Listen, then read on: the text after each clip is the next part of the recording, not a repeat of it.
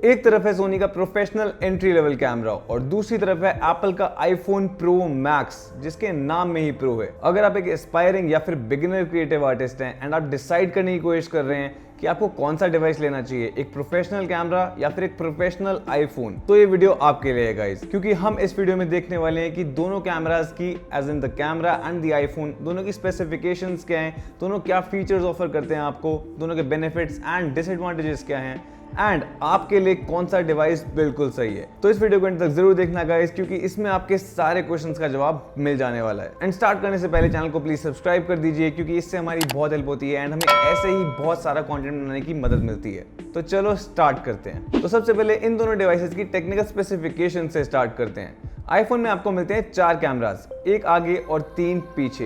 पीछे का main camera है एक वाइड एंगल कैमरा, जिसमें आपको देखने को मिलता है 48 मेगापिक्सल्स का f1.8 सेंसर एंड ये 24 मिलीमीटर इक्विवेलेंट फोटोग्राफी कर सकता है। जहां पे मैं फोटोग्राफी की बात कर रहा हूँ ना, मेरा मतलब वीडियोग्राफी भी है। साथ में आपको मिल रहा है एक सेकेंडरी कैमरा जो है एक टेलीफोटो कैमरा, एंड जो कोई एमी टेलीफोटो नहीं है, ये एक पेरिस्कोपिक टेलीफोटो कैमरा है एंड इसके अंदर आपको देखने को मिल रहा है 12 मेगापिक्सल का f2.8 टेलीफोटो सेंसर एंड ये आपको 5x ऑप्टिकल जूम की कैपेबिलिटी देता है, जो कि 120 mm फोकल लेंथ के बराबर होता है। एंड फाइनली आपको मिलता है एक अल्ट्रा वाइड कैमरा जो है एक 12 मेगापिक्सल का f2.2 सेंसर एंड ये आपको 13 मिलीमीटर फोटोग्राफी करने में बहुत ज्यादा हेल्प करेगा। एंड आगे आपको देखने को मिल रहा है 12 मेगापिक्सल f1.9 सेल्फी कैमरा जो 23 मिलीमीटर शॉट्स लेने में आपकी हेल्प करेगा। अब सोनी की तरफ बढ़े तो आपको मिलता है सिर्फ एक सेंसर, लेकिन ये सेंसर इतना बड़ा है कि आप आईफोन के सारे सेंसर्स को भी मिला दो ना, तब भी वो छोटे बढ़ जाएंगे इससे। एंड सिंस यहाँ पे लेंस आपकी फोकल लेंथ डिसाइड करता है एंड एपर्चर भी लेंस ही डिसाइड करता है,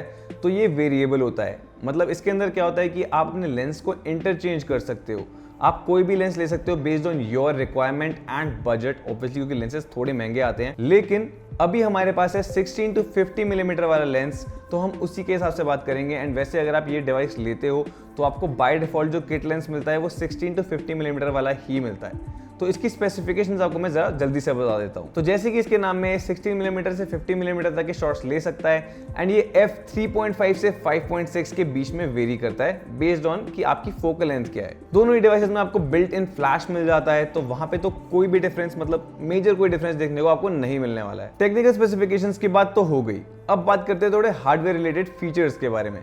तो आईफोन के आपको मेन और सेकेंडरी जो टेलीफोटो कैमरा है, दोनों में आपको देखने को मिलता है OIS। OIS होता है ऑप्टिकल इमेज स्टेबलाइजेशन। मतलब अगर आपका हाथ थोड़ा बहुत मूव कर रहा है शॉट्स लेते हुए, अगर आप मतलब बहुत ज़्यादा अपना स्टेबल नहीं रख सकते हो हैंड को एंड आपके पास ट्राइपॉड नहीं है, तब भी आपका काम चल जाएगा। मतलब आपके शॉट्स के अंदर जो फाइनल रिजल्ट है उसके अंदर बहुत ज़्यादा शेक या जिटर नहीं देखने को मिलेगा आपको। ये बहुत काम की चीज़ होती है जब आपको मूविंग शॉट्स लेने हैं, आपको चलते फिरते शॉट्स लेने हैं, या फिर मतलब आपको इन जनरल पैन करते हुए शॉट्स लेने हैं। एंड ये बहुत ही मतलब अच्छे से काम करता है आईफोन के ऊपर। ये ट्राइड एंड टेस्टेड एंड बहुत टाइम से आपको OIS देखने को मिल रहा है मेन और टेलीफोटो कैमरा के अंदर। यहीं पे अगर मैं सोनी की बात करूँ तो आपको ऑप्टिकल इमेज स्टेबलाइजेशन देखने को नहीं मिलता है। इसके अंदर जो लेंस है हमारे पास वो स्टेडी शॉट होता है, उसके अंदर OSS ऑप्टिकल स्टेडी शॉट, लेकिन वो OIS का मुकाबला तो बिल्कुल भी नहीं कर सकता है। लेकिन अगर आप इसके अलावा कोई और लेंस यूज करोगे ना जिसमें OSS नहीं है, तो आपको थोड़ा बहुत फर्क देखने को मिलेगा। तो जो स्टेबलाइजेशन है ना, जो लेंस के अंदर आपको मिल रही है, वो भी डिसेंट है, बहुत बुरी नहीं है, लेकिन मैं उस पर रिलाय नहीं करूंगा फॉर मूविंग शॉट्स। तो एक बात तो क्लियर है कि अगर आप बहुत सारे मूविंग शॉट्स लेते हैं, अगर आप बहुत ज़्यादा चलते फिरते वीडियोस बनाते हैं या फिर फोटोज खींचते हैं, तो आपके लिए ये एग्जैक्ट कैमरा सही नहीं है, क्योंकि इसके अंदर OIS नहीं है। इससे जो ऊपर के मॉडल्स आते हैं जैसे कि A6600 या फिर A7 सीरीज हो गई, उसके अंदर आपको मूविंग शॉट्स लेने की कैपेबिलिटी बहुत बेटर मिलती है इससे। या फिर आप डायरेक्टली आईफोन भी ले सकते हैं आगे की वीडियो देखने के बाद, क्योंकि आगे हम बहुत सारे ऐसे की पॉइंट्स की बात करने वाले हैं जिससे आप डिसाइड कर पाओगे यार कि आईफोन ही लेना चाहिए या फिर आप ये एंट्री लेवल कैमरा भी ले सकते हो। अब ऑटो फोकस की बात करते हैं। तो आईफोन के अंदर आपको मिलता है एक लाइडार सेंसर। ये एक लाइट डिटेक्शन सेंसर होता है जिसकी मदद से डिस्टेंस मेजर करके ऑटो फोकस बहुत ज़्यादा क्विक हो जाता है। एंड ये मैंने नोटिस भी किया है कि अगर आप नॉन प्रो आईफोन देखते हो वर्सेस आप प्रो आईफोन देखते हो, तो ऑटो फोकस की स्पीड में वेरिएशन है। दूसरी तरफ आपको सोनी में मिलता है एक डेडिकेटेड इमेज प्रोसेसर जो आपको देता है 425 फोकस पॉइंट्स वाला ऑटो फोकस। एंड मैंने इन दोनों को कंपेयर किया है, तो ऑटो फोकस मुझे सोनी का काफ़ी अच्छा लगा एंड काफ़ी नेचुरल लगा, फास्ट भी लगा मुझे as compared to the iPhone. अब सिंस हम प्रोसेसर की बात उठा ही चुके हैं, तो आईफोन में आपको देखने को मिल रहा है A17 Pro प्रोसेसर, जो एक 3 नैनोमीटर का प्रोसेसर है। एंड कंपनी क्या, ये तो पूरे वर्ल्ड में अभी तक का बेस्ट प्रोसेसर है फिलहाल। एंड आप समझ ही सकते हैं कि इसकी प्रोसेसिंग पावर कैसी होगी। इस प्रोसेसर की मदद से ना इतनी सारी कॉम्पिटिशन होती हैं फोटोग्राफी एंड वीडियोग्राफी के टाइम पे कि फाइनल रिजल्ट हमेशा ही अच्छा निकल के आता है ऑलमोस्ट। यहाँ तक कि जब आप एक पिक्चर क्लिक करते हो ना, तो उसके अंदर भी बहुत सारी कॉम्पिटिशंस लग के HDR अप्लाई होता है एंड फाइनल रिजल्ट बहुत ही खूबसूरत निकल के आता है आईफोन की फोटोज में। On the other hand Sony में आपको मिलता है एक Bion Z X प्रोसेसर, जो इसके बहुत सारे प्रीमियम कैमराज में भी आपको मिलता है। एंड ये एक बहुत अच्छा इमेज प्रोसेसर है जो आपके ऑटो फोकस के लिए क्रूशियल है। इसकी मदद से कैमरा ये भी डिटेक्ट कर सकता है कि आप जो पिक्चर या वीडियो ले रहे हैं वो लैंडस्केप की है या फिर किसी सब्जेक्ट की है, एंड उसके हिसाब से ये अपनी कैलकुलेशंस करके मॉडिफाई कर देता है इमेज को एंड फाइनल रिजल्ट आपको अच्छा देखने को ही मिलता है। यहाँ पे एक क्रूशियल डिफरेंस ये है कि जब आप सोनी यूज करते हो ना, मतलब एक प्रोफेशनल कैमरा यूज करते हो, तो आपके पास थोड़ा बहुत एक्सपर्टीज जरूर होना चाहिए कि आपको फोटो कैसे खींचनी है एंड आपको क्या फ्रेमिंग बनानी है। एंड इसके अंदर since variable aperture and variable focal length का लेंस होता है ना, तो आपको वो भी डिसाइड करना पता होना चाहिए। थोड़ा बहुत स्किल चाहिए अगर आप एक प्रोफेशनल कैमरा यूज करना चाहते हैं तो।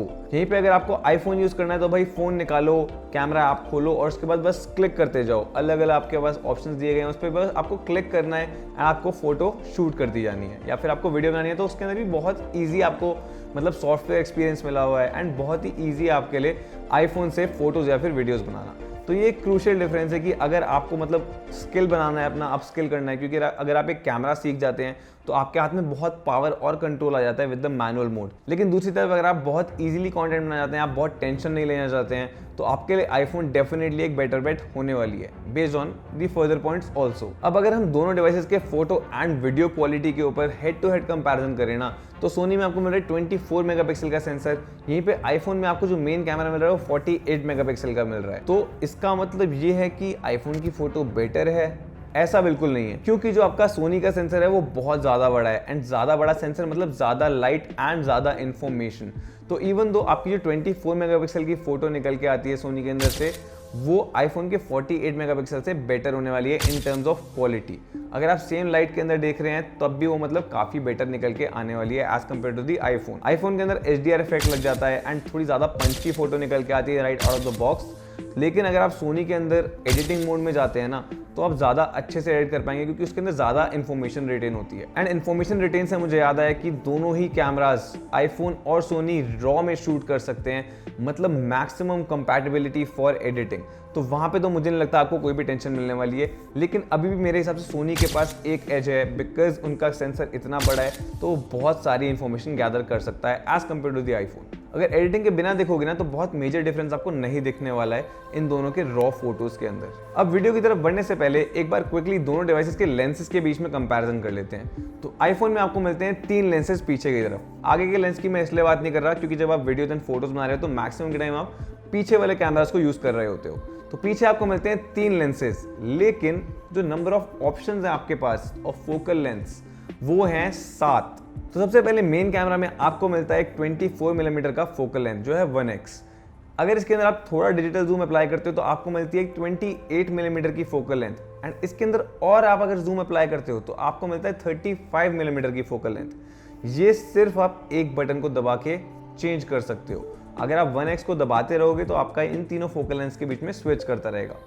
एंड इसके साथ साथ 2x भी आपका मेन कैमरा से ही शूट होता है। तो ये करता क्या है कि आपका जो 48 मेगापिक्सल है उसके बीच का जो 24 मेगापिक्सल है ना, उसको यूज करके 2x की फील देता है काइंड ऑफ। और ये 2x ऑप्टिकल जूम के बराबर ही है, तो इसको मैं 48 मिलीमीटर शॉट्स के इक्विवेलेंट मानता हूँ। साथ में आपको मिलता है एक 13 मिलीमीटर फोकल लेंथ वाला अल्ट्रा वाइड कैमरा जिससे आप मैक्रो शॉट्स भी ले सकते हैं। तो आपके हो गए 24, 28, 35, 48, 13 और एक मैक्रो। तो आपके 6 लेंसेज तो अभी हो गए सिर्फ और सिर्फ 2 कैमरास की मदद से। और आपका जो फाइनल 7th लेंस है वो आपका है 5x ऑप्टिकल जूम वाला 120 मिलीमीटर फोकल लेंथ वाला टेलीफोटो कैमरा। तो यहाँ पे आपको देखने को मिल रहे हैं 7 लेंसेज एंड इससे आपकी क्रिएटिविटी बहुत ज़्यादा खुल जाती है कि आप किसी भी तरह का शॉट ले सकते हो बिना कोई लेंस स्विच करे, बिना कुछ भी करे, सिर्फ और सिर्फ अपने फ़ोन से। अगर आपको मूविंग शॉट लेना है, अगर आपको दूर का शॉट लेना है, अगर आपको पास का शॉट लेना है, अगर आपको अल्ट्रा वाइड शॉट लेना है या फिर अगर आपको मैक्रो शॉट लेना है, आप सब कर सकते हो using your iPhone pro max. अब बात करते हैं सोनी की, तो इसके अंदर आपको मिलता है डिटैचेबल लेंस। तो आपने जो लेंस लगा रखा है वो ही आपका अपर्चर हो गया, वो ही आपकी फोकल लेंथ हो गई। तो आपकी क्रिएटिविटी डिपेंड करती है कि आपकी जेब में कितने पैसे हैं एंड आपकी जेब में कितने लेंसेज हैं। एंड सिंस हमारे पास अभी किट लेंस है तो आपको 16 से 50 मिलीमीटर शॉट्स लेने की पॉसिबिलिटी मिल रही है यहाँ पे। तो इसके अंदर एक बेनिफिट ये है कि आप 16 से 50 मिलीमीटर में किसी भी एक फोकल लेंथ को डिसाइड कर सकते हो जिसके ऊपर आपको शॉट लेना है, जैसे कि आप 16, 17, 18, 19 सो ऑन। आईफोन में आपको सिर्फ डिस्क्रीट वैल्यूज मिल रही है कि आप 24 लो, 28 लो, 35 लो। अगर आपको 30 मिलीमीटर शॉट लेना है तो वो आप नहीं ले सकते हो एक्यूरेटली, मतलब फिर वो डिजिटल जूम पे रिलाई करने लगेगा और ज़्यादा। अगर आपको 48 के बाद 50 या फिर 60 मिलीमीटर शॉट भी लेना है वो भी आप नहीं ले सकते हो without compromising on the image या फिर वीडियो क्वालिटी। लेकिन यहीं पे सोनी के अंदर ये फायदा आपको मिलता है कि भाई आप लेंस चेंज करो एंड आप किसी भी तरह का शॉट ले सकते हो। यहाँ पे आपको एक बहुत बड़ी फ्लेक्सिबिलिटी मिल रही है विद द सोनी। और लेंस के प्राइसेस वगैरह की हम थोड़ी ही देर में बात करने वाले हैं, तो इस वीडियो के अंदर जरूर देखिएगा दोस्तों। अब वीडियो की तरफ जाने से पहले फटाफट फोटोज को हेड टू हेड कंपैरिजन में लाऊं ना, तो मुझे पर्सनली तो हर बार ही सोनी की फोटो ज़्यादा अच्छी लग रही है। इवन दो आपके पास ऑप्शन थोड़े कम है, जैसे अल्ट्रा वाइड फोटो तो मैं सिर्फ आईफोन से ही ले सकता हूँ एंड वो अल्ट्रा वाइड शॉट्स बहुत ही सुंदर निकल के आते हैं। एक तो सबसे पहली बात HDR, और ऊपर से इन जनरल उसके अंदर पॉसिबल है आपको अल्ट्रा वाइड शॉट्स लेना। सोनी में मेरे पास वो लेंस नहीं था अवेलेबल, वरना मुझे पक्का पता है कि सोनी में भी काफ़ी अच्छे शॉट्स निकल के आते। और अगर आप सब्जेक्ट फोटोग्राफी की बात करो ना, तो वहाँ पे तो यार सोनी किंग ही है। बहुत ही ज़्यादा अच्छे बोके मिलता है आपको, जो डेप्थ ऑफ फील्ड होता है ना, मतलब आपका जो पीछे का बैकग्राउंड ब्लर हो जाता है वो उसको बोके भी बोलते हैं, वो आपका सोनी में बहुत ही नेचुरल आता है। लेकिन अगर आप आईफोन में देखो ना, तो वहाँ पे एक तो आपको पोर्ट्रेट मोड मिलता है, उसके अंदर आप अपना बोके दे सकते हो पीछे, लेकिन वो सॉफ्टवेयर कंट्रोल्ड होता है, तो वो बहुत जो नेचुरल फील है ना वो आपको देखने को नहीं मिलती है। अगर मैं लैंडस्केप फोटोग्राफी की बात करूँ ना, तो आईफोन के जो शॉट्स हैं वो right out of the box काफ़ी अच्छे निकल के आते हैं बिकॉज ऑफ HDR। लेकिन जो सोनी है उसके अंदर भी अच्छे शॉट्स आ रहे हैं आपके। अगर आप अच्छा सा शॉट लेते हैं, अच्छी प्लेसमेंट एंड फ्रेम के साथ शॉट लेते हैं, तो बहुत ही बेहतरीन और सुंदर शॉट आपको देखने को मिलता है विद द बेनिफिट कि आप आफ्टर में, मतलब जो पोस्ट में आप बेटर एडिटिंग कर पाओगे from the Sony instead of the iPhone. अब जल्दी से समराइज करूँ ना फोटोग्राफी में, तो मेरे हिसाब से तो यार सोनी क्लियर विनर है। अगर आप प्रोफेशनली फोटोज लेना चाहते हैं ना, एंड अगर आप सोच रहे हैं कि यार मैं सिर्फ आईफोन से वो शॉट्स ले लूँ, तो वो पॉसिबल तो है, लेकिन आपके पास वो कैपेबिलिटी नहीं होगी जो एक सोनी के अंदर है। आप ये कैमरा ले सकते हैं या फिर इससे बेटर कैमरा ले सकते हैं डिपेंडिंग अपॉन योर बजट, लेकिन जो पिक्चर्स एक बड़ा सेंसर मिररलेस कैमरा प्रोवाइड कर पाएगा वो आईफोन नहीं रेप्लिकेट कर सकता है। एक चीज़ यहाँ मेंशन कर दूं कि आईफोन में आपको 120 मिलीमीटर का भी ऑप्शन मिलता है, जो इस लेंस में तो नहीं है, लेकिन आपको एक सेपरेट टेलीफोटो लेंस लेना पड़ेगा जो आपको 135 मिलीमीटर तक का शॉट लेने की पॉसिबिलिटी दे सकता है। नाइट फोटोग्राफी या फिर लो लाइट फोटोग्राफी की बात करूं तो जनरली तो आपको बहुत अच्छे शॉट्स मिल सकते हैं दोनों ही कैमरा से, लेकिन यहाँ पे अगर आप बिना किसी सॉफ्टवेयर फीचर को यूज़ किए देखोगे ना, तो आपको सोनी से बेटर शॉट्स मिलेंगे बिकॉज अगेन आपका जो सेंसर है वो बड़ा है एंड वो ज़्यादा लाइट कैप्चर कर सकता है। एंड साथ में मैनुअल मोड भी आपको काफ़ी ज़्यादा केपेबल मिलता है ऑन द सोनी, तो नाइट शॉट्स भी आपको काफ़ी बेटर सोनी पे मिलेंगे। लेकिन अगर मैं यहाँ पे सॉफ्टवेयर की बात भी ऐड कर दूँ ना, तो आईफोन में आपको मिलता है एक नाइट मोड का ऑप्शन जो आपको लॉन्ग एक्सपोजर फोटोज लेने में हेल्प करता है एंड उसकी मदद से आपको बहुत ही ज़्यादा क्लियर नाइट शॉट्स मिल जाते हैं। एंड ये बहुत आसान है क्योंकि ये ऑटोमेटिक है, आपको कुछ करने की ज़रूरत नहीं पड़ती। आपके आईफोन को जैसा ही लगता है कि भाई लो लाइट है, वो अपने आप ऑन हो जाता है। यहीं पे आप सोनी में ये चीज़ नहीं कर सकते हो। भले ही आप एक लॉन्ग एक्सपोजर शॉट ले सकते हो, लेकिन उसके लिए आपका हाथ बहुत स्टेबल होना चाहिए, जो कि पॉसिबल नहीं है। इसलिए आप लॉन्ग एक्सपोजर शॉट्स में हमेशा ट्राइपॉड यूज़ करना ही पड़ेगा आपको, फिर कैमरा को कहीं रखना पड़ेगा, एंड जो बहुत ज़्यादा फीजिबल नहीं होता है। On the other hand iPhone में सिर्फ आपको हाथ में फ़ोन पकड़ के लॉन्ग एक्सपोजर शॉट्स लेने का ऑप्शन मिल रहा है। तो ये एक क्लियर एज है आईफोन के लिए in terms of night photography. मतलब अगर आप कहीं घूमने जा रहे हो एंड आपको पता है आप लेट नाइट को भी फोटोज़ लेना चाहते हो, तो डेफिनेटली आप अपना आईफोन लेके जाना प्रेफर करोगे instead of a professional at least A6400। अब फाइनली वीडियो पे चर्चा करते हैं। तो आईफोन में आपको मिलता है HD वीडियो शूट करने का ऑप्शन अप टू 120 फ्रेम्स पर सेकेंड, एंड आपको 4K मिलता है ऑप्शन 60 फ्रेम्स पर सेकंड पे शूट करने का। यहीं पे अगर आप सोनी देखते हो तो आप HD वीडियो तो 120 फ्रेम्स पे शूट कर सकते हो, लेकिन 4K का ऑप्शन सिर्फ 30 फ्रेम्स पर सेकंड तक लिमिट हो जाता है। एंड ये एक मुझे मेजर शॉर्टकमिंग लगती है A6400 की, कि यार आप 60 फ्रेम्स पर सेकंड पे वीडियो भी नहीं ले सकते। मतलब ये तो थोड़ी सी शर्मिंदा होने वाली बात जरूर है फॉर अ प्रोफेशनल कैमरा। लेकिन इस शॉर्टकमिंग को ये मेकअप कर लेता है with its great video quality. इसके अंदर से निकले हुए शॉट्स बहुत ही सिनेमैटिक लगते हैं एंड इसके अंदर जब भी आप जूम शॉट्स लेते हो तो बहुत ही बेहतरीन और लाइवली महसूस होते हैं। इसके 4K और आईफोन के 4K में आपको क्लियर फर्क दिखाई देता है, क्योंकि अगेन मैं ये बार बार बोल रहा हूँ, क्योंकि सेंसर बहुत ज़्यादा बड़ा है एंड लाइट ज़्यादा कैप्चर करेगा तो वो ज़्यादा डिटेल भी कैप्चर कर पाता है। तो इस कैमरा से जो आप वीडियो लोगे एट 4K 30 वर्सेस जो आप आईफोन से वीडियो लोगे eight 4K 30 same focal length पे, उसमें आपको डेफिनेटली फर्क दिखने वाला है। ये वीडियो आपको बेटर लगने वाली है ज़रूर। और इतना बड़ा लेंस आपको मिल रहा है, इतनी अच्छी आपको डेप्थ ऑफ फील्ड मिलने वाली है। आईफोन में आपको इतनी डेप्थ ऑफ फील्ड मिल ही नहीं सकती है। भले आईफोन में आपको एक सिनेमैटिक मोड मिलता है, लेकिन वो सिर्फ 1080p 30 फ्रेम्स पर सेकेंड तक ही काम करता है। तो 4K 30 पे जो आपको डेप्थ ऑफ फील्ड इसमें मिलेगा वो आपको आईफोन में मिल ही नहीं सकता।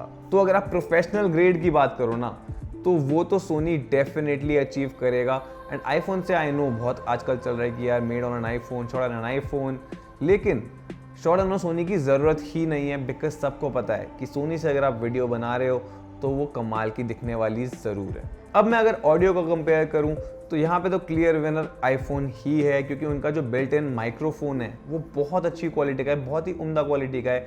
यहाँ पे आपको सोनी में थोड़ी सी कॉस्ट कटिंग देखने को मिलती है, जो इनबिल्ट माइक्रोफोन है वो बहुत ही बेकार सा है एंड अच्छी ऑडियो बिल्कुल नहीं कैप्चर कर सकता है। और ये फिक्स करने के लिए आपको लेना पड़ेगा एक बाहर का माइक। अब बाकी के हार्डवेयर की बात करूँ ना, तो आईफोन में आपको मिल रही है एक बहुत ही बेहतरीन स्क्रीन जिसके ऊपर आप देख के वीडियो या फोटो बना सकते हो। साथ में आपको मिल रहा है एक बहुत ही प्यारा माइक्रोफोन जिसकी हमने अभी बात करी, एंड एक स्पीकर का सेट जिससे आप पता कर सकते हो कि भाई आपने जो शूट किया है उसके अंदर ऑडियो किस तरीके का आ रहा है। On the other hand Sony में आपको देखने को मिलती है एक 3 इंच की LCD स्क्रीन जिसके अंदर लिमिटेड टच कैपेबिलिटीज़ हैं। साथ में आपको मिलता है एक OLED व्यू फाइंडर जो कि काफ़ी अच्छा फील होता है एंड बहुत ही क्रिस्प एंड क्लियर इसके अंदर आपको दिखता है कि आप क्या शूट कर रहे हो। लेकिन इसका जो ऑडियो है, माइक्रोफोन जो है वो इतना अच्छा नहीं है। स्पीकर आपको मोनो स्पीकर मिलता है, बहुत ही बेकार सा, एंड आपको कभी कभार तो पता भी नहीं चलता अगर आप बाहर हो कि आपने कोई ऑडियो रिकॉर्ड किया भी है या नहीं। एक चीज़ है कि आपको सोनी में ऑप्शन मिलता है कि आप किस लेवल का ऑडियो रिकॉर्ड करना चाहते हैं। इससे आपको मदद मिलती है कि आप बैकग्राउंड नॉइस को रिमूव कर सको एंड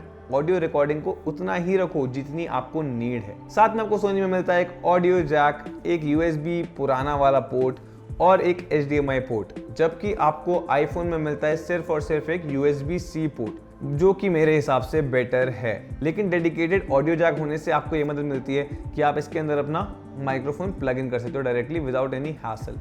अब बात करते हैं थोड़ी बहुत कन्वीनियंस की, क्योंकि अगर आप कंटेंट की दुनिया में आ रहे हैं तो आपको कन्वीनियंस के बारे में भी सोचना पड़ेगा। तो अगर आप आईफोन की तरफ देखें तो उसको कैरी करना तो बहुत ही कन्वीनियंट है, क्योंकि वो तो डायरेक्टली आपकी जेब में ही आ जाता है। मतलब आपकी जेब में ही आपके पास 7 या फिर 8 लेंसेज पड़े हुए हैं एट अ टाइम। यहीं पे अगर मैं सोनी का देखूं, सबसे पहली बात तो इतनी बड़ी बॉडी होती है उसकी, उसके ऊपर से लेंस लग जाता है, एंड अगर आपको और लेंसेज भी चाहिए तो आपको वो भी सेपरेटली कैरी करने पड़ेंगे। तो अगर आप कैमरा लेके चल रहे हैं तो साथ में कैमरा बैग भी लेके चलना पड़ेगा। तो यहाँ पे थोड़ी मुश्किल होगी अगर आप एक कैमरा कैरी करना है as compared to a phone. And अगर मैं फर्दर बात करूँ वेदर की, तो अगर बारिश या फिर तूफान आ रहा है तो आपको अपने सोनी को बहुत ही बचा के रखना पड़ेगा, क्योंकि भाई ये वेदर सील्ड तो है लेकिन इसकी कोई IP68 या फिर कुछ सर्टिफिकेशन नहीं है।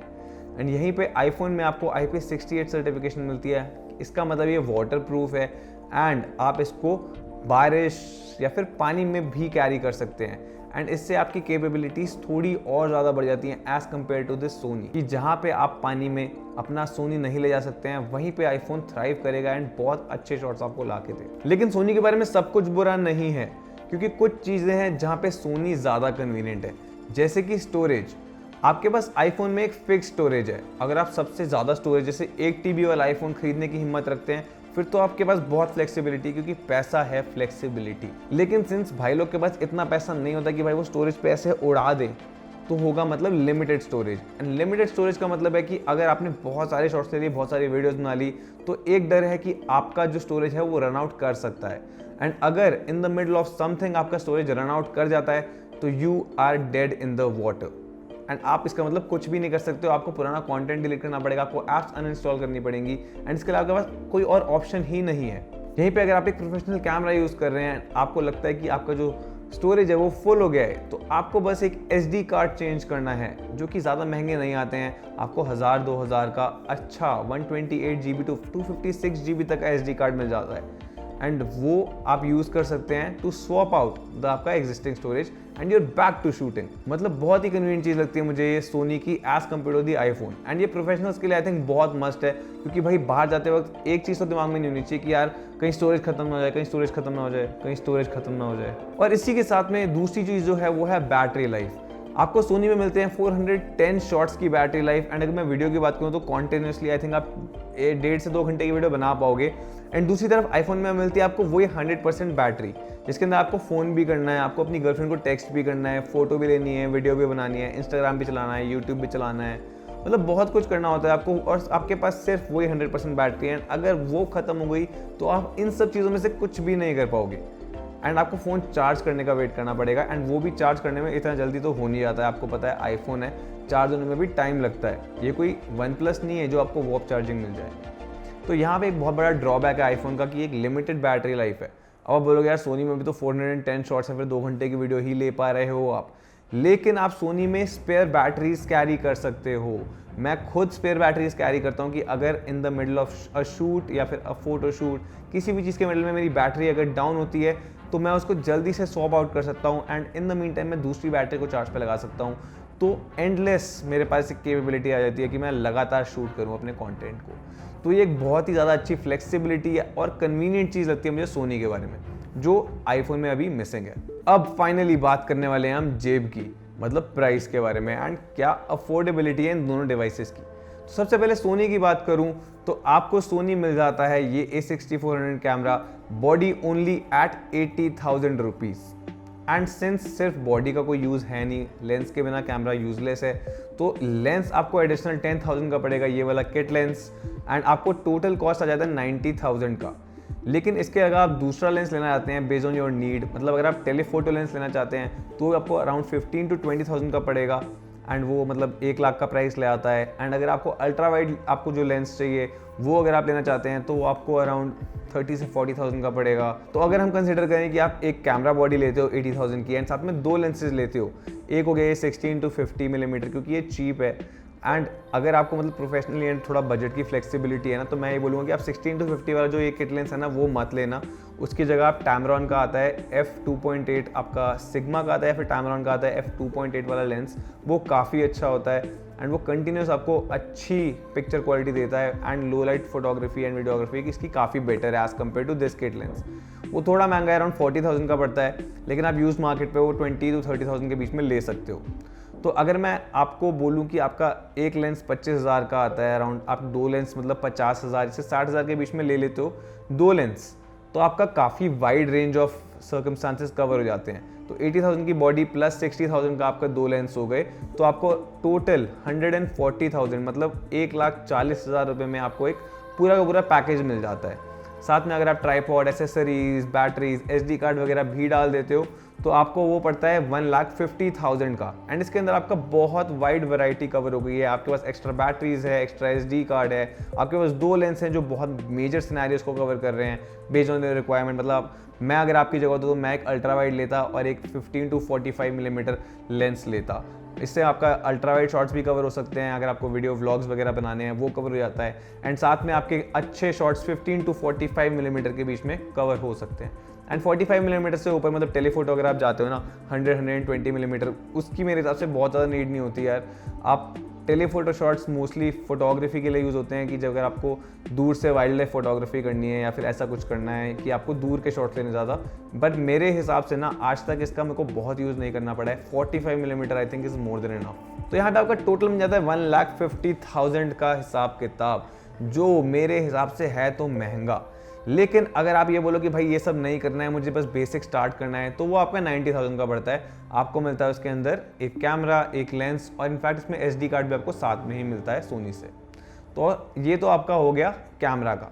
अब बात करें अगर आईफोन की, तो हम यूज़ कर रहे हैं प्रो मैक्स वर्जन, और इसकी आपको स्टार्टिंग ही पड़ती है अराउंड 1,40,000 से 1,45,000 की, और ये भाई बहुत महंगा है। एंड इसका मतलब है कि अगर आप पूरा का पूरा जो ले रहे हो 1.5 लाख का सोनी का पूरा आपको पैकेज मिल रहा है, मल्टीपल लेंसेज मिल रहे हैं जिसके अंदर आपको, और यहाँ पे आपका सिर्फ एक आईफोन आ रहा है। और अगर आपको ज़्यादा स्टोरेज वाला चाहिए ना, क्योंकि ये जो मैंने 1.5 लाख की बात करी है ना, वो तो आपका 256 GB हो गया। अगर आपको इससे ज़्यादा स्टोरेज वाला चाहिए तो आपको मिलेगा 1,75,000 या फिर 2 लाख तक भी जा सकता है यार वो, अगर आपको 1 TB वाला वर्जन चाहिए।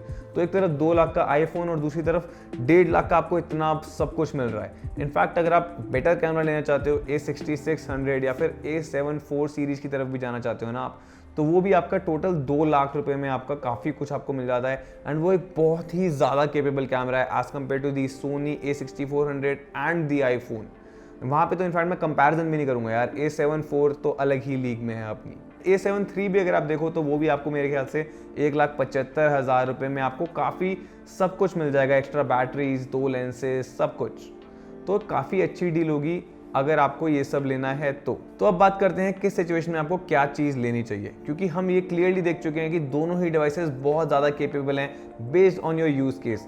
ऐसा नहीं है कि एक डिवाइस दूसरे से बहुत ज़्यादा आगे एंड एक क्लियर विनर है। ये कंप्लीटली डिपेंड करता है आपके बजट और यूज़ केस के ऊपर। जैसे मेरे पास एक आईफोन भी है एंड एक सोनी भी है, बिकॉज मैं दोनों को यूज़ करता हूँ। मैं घर में जो वीडियोस बनाता हूँ वो मैं सोनी से बनाता हूँ, बाहर अगर मैं जाता हूँ तो कभी कभार मैं अपना कैमरा ले जाता हूँ एंड कभी कभार मैं अपना सिर्फ फ़ोन ही लेके जाता हूँ। तो मेरे यूज़ केस में ये है कि मेरे पास दोनों डिवाइसेज हैं। लेकिन अगर आप एक ऐसे इंसान हैं जो बाहर ज़्यादा जाते हैं एंड बाहर आप शॉर्ट्स ज़्यादा लेते हैं, अपने व्लॉग्स बनाते हैं एंड अलग अलग तरह की वीडियोस बाहर जाके बनाते हैं, मूविंग शॉट्स बहुत इन्वॉल्व हैं, एक्शन शॉट्स इन्वॉल्व हैं, ये सब चीज़ें की शॉट्स इन्वॉल्व है ना, तो डेफिनेटली आपके लिए एक आईफोन ही बेटर डील है। एंड आपको मैं ये भी नहीं बोल रहा यार कि आप प्रो आईफोन ही लो। आपका जो मेजर केसेस है ना, वो मोस्टली आपके जो रेगुलर आईफोन है ना उससे कवर हो जाते हैं। आपके जो प्रो आईफोन में मिल रहा है आपको थोड़ा बेटर ऑटो फोकस एंड एक सुपर जूम लेंस, जिसकी मैं अभी बात कर रहा था कि बहुत ज़्यादा आपको यूज़ नहीं पड़ेगा अगर आप वीडियोग्राफी की बात कर रहे हैं। तो अगर आप फोटोज़ भी लेते हैं तो मैं आपको बोलूँगा कि हाँ यार, तब आपका जो टेलीफोटो लेंस है उसका काम आता है। काफ़ी अच्छे आपको जूम शॉट्स मिल जाते हैं, पोर्ट्रेट शॉट्स मिल जाते हैं, सब्जेक्ट फोटोग्राफी शॉट्स मिल जाते हैं, तो वहाँ पर प्रो का डेफिनेटली फ़ायदा है। लेकिन उसमें भी ऐसा है कि मैं बहुत ज़्यादा अपने आप को देख नहीं रहा होता हूँ टेलीफोटो कैमरा को यूज़ करते हुए। ये मान लो 1 in 5 शॉट्स में भी मैं टेलीफोटो कैमरा से ले रहा हूँ। उसके अलावा जो 4 शॉट्स हैं मैं रेगुलर 2 लेंसेज से ले रहा हूँ, जो आपको रेगुलर आईफोन में भी मिलते हैं। तो अपना बजट आप थोड़ा कट करके आप एक रेगुलर आईफोन भी ले सकते हैं, जिसके अंदर आपको अराउंड 70 से 80 हज़ार रुपये खर्चने पड़ेंगे, जो आपके बिल्कुल सोनी के रेगुलर मतलब 90,000 का सोनी आता है, 70-80 में आपका आईफोन आता है। तो यहाँ पे तो बेटर डील डेफिनेटली आपके लिए आईफोन होगा, क्योंकि वो सिर्फ एक कैमरा नहीं है, वो एक फ़ोन भी है। आपका डे टू डे जो ड्राइवर है वो भी आईफोन ही होगा। अब दूसरी तरफ की बात करें तो अगर आप एक एस्पायरिंग प्रोफेशनल फोटोग्राफर या वीडियोग्राफर हैं, तब तो यार डेफिनेटली आपको सोनी ही कंसिडर करना चाहिए, क्योंकि सोनी से जो शॉट्स आएंगे वो प्रोफेशनली बहुत बेटर हैं as compared to the iPhone. और जैसे जैसे आप अपना स्केल अप करते हैं आप और भी बेटर शॉट्स ले सकते हो विद योर सोनी। लेकिन आईफोन से एक सैचुरेशन पॉइंट ज़रूर आ जाएगा, लेकिन सोनी से वो एंडलेस है, क्योंकि इसके अंदर मॉड्यूलैरिटी भी है आपके पास कि आप लेंस स्विच कर सकते हो एंड इसके अंदर आप एक गिम्बल भी लगा सकते हो, आप यहाँ पे गिब क्रेन भी लगा सकते हो। आपके पास बहुत सारे ऑप्शंस हैं अपने चीज़ों को नेक्स्ट लेवल पे ले जाने के लिए। तो ये एक अच्छा कैमरा रहेगा to add to your collection. एक बिगिनर फ्रेंडली कैमरा है एंड इसके अंदर आपको बहुत सारे मैनुअल कंट्रोल्स भी मिल जाते हैं, कस्टम बटन्स मिल जाते हैं, तो आपको धीरे धीरे अपने प्रोफेशनल करियर की तरफ बढ़ाने में बहुत ज़्यादा हेल्प करेगा। तो यहाँ पे तो एक नो ब्रेनर है, मेरे हिसाब से आपको सोनी ही लेना चाहिए अगर आप सीरियसली इस प्रोफेशन को फॉलो करना चाहते हैं। और आईफोन के एडवांटेज में एक और चीज़ बोलूँ तो यार, अगर आप कहीं पे बाहर जा रहे हैं ना, तो काफ़ी जगह पे आपको देखने को मिलेगा कि कैमराज जो हैं वो प्रोहिबिटेड हैं। एंड मैं खुद जब कैमरास को यूज़ करके व्लॉगिंग करता हूँ ना, तो मुझे ये चीज़ बहुत इशू करती है कि यार कोई ना कोई बोलता है कि कैमरा अलाउड नहीं है, कैमरा अलाउड नहीं है। एंड यहाँ पे आईफोन आप बहुत इजीली यूज़ कर सकते हो, बहुत लो प्रोफाइल रहता है, अपनी वीडियोस बना सकते हो एंड कोई भी कुछ नहीं बोलता उस बारे में। तो अगर आप व्लॉगिंग करना चाहते हो ना, सिर्फ और सिर्फ, ये मैं क्लियरली आज बोल रहा हूँ कि अगर आप सिर्फ व्लॉगिंग करना चाहते हो तो I would say get an iPhone. तो गाइज ये था दोनों ही डिवाइस का डिटेल्ड कंपैरिजन। इसके अंदर मैंने सब कुछ कवर कर दिया है एंड एक भी चीज़ खाली मेरे हिसाब से तो नहीं रही है। बट अगर आपके और भी क्वेश्चन है तो मुझे कमेंट्स में जरूर बताइए। तो thank you so much for watching guys, हो आपको वीडियो अच्छी लगी हो, अगर हाँ तो इसे लाइक कीजिए, शेयर कीजिए, चैनल को सब्सक्राइब करना बिल्कुल मत भूलना। आज के लिए बस इतना ही and see you all in the next one. Bye bye.